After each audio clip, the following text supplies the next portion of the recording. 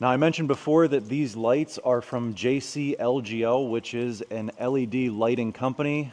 They saw the videos we were putting together on the new pole building and reached out to us and asked if we had any plans to add lighting to the building, and we said yes. So these lights are sponsored, but I mean, they speak for themselves. I'm not here to sell you on them. They do what they say they're going to do. They light up the building, right?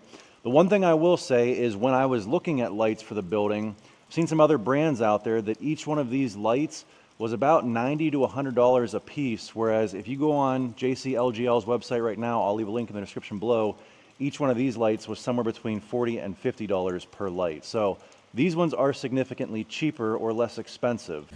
One other thing I forgot to mention while I was filming this is if you reach out to JC-LGL's customer support, they will actually help you determine how many lights you need, what size the lights need to be, and the placement of those lights for optimal lighting conditions. That way you're not getting more lights than you need and wasting power, or worse, you don't have enough lights and you're underlit.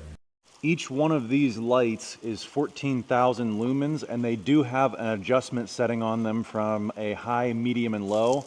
I've got them set right now to high. I probably won't ever go up there and adjust them to medium or low. I suppose I could if I wanted to conserve even more power, but with 14,000 lumens on each one of these lights, and if we go look at all 16 lights that we have out here, that puts us at roughly getting close to 250,000 lumens out here for this whole pole building, which is a serious amount of lighting that we've got going on.